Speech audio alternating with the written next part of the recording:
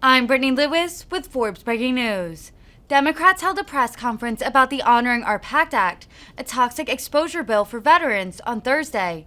Chair of the House Veterans Affairs Committee, Representative Mark Takano, decried the, quote, incomprehensible actions of Republican senators who voted to block the long-awaited bill.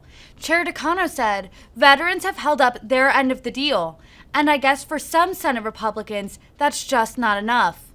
Although Congress begins a 5-week recess in the second week of August, many Democrats have vowed to stay until the bill goes through. I am Congressman Mark Takano. I chair the Veterans Affairs Committee in the House of Representatives. Earlier this month, the House once again passed my Honoring Our PACT Act, and I hope that today the Senate would take final actions needed to get this bill to the President.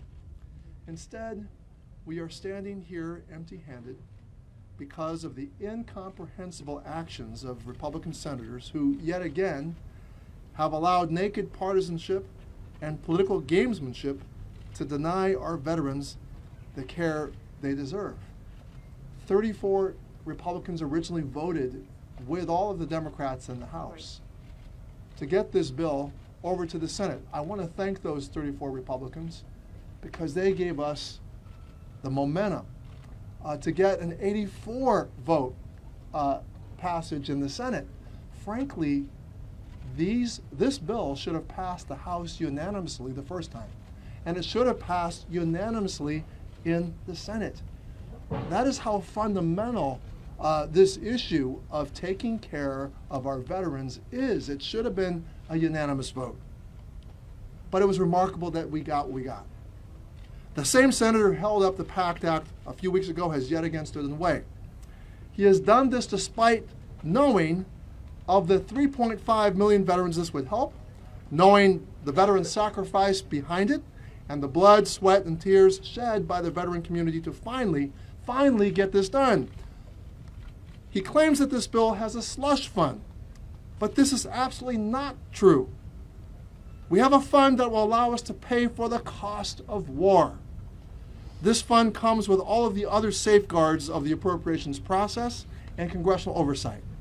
This fund allows us not to pit Americans against Americans in a struggle of winners and losers.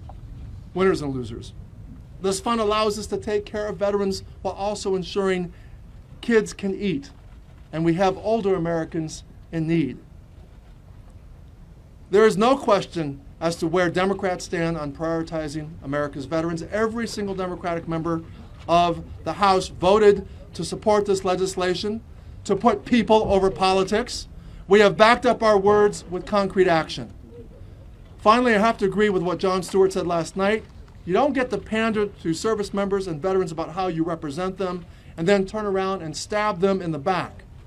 Veterans are tired of patriotic platitudes and hollow expressions of thank you for your service. This is bullshit.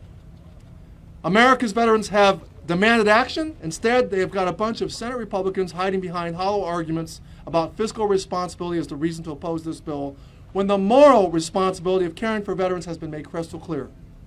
This bill gives the mechanism to finally pay for the true cost of war, the human cost of war. And for years, toxic exposed veterans have held up their end of the deal. And I guess for some Senate Republicans, that's just not enough. Thank you.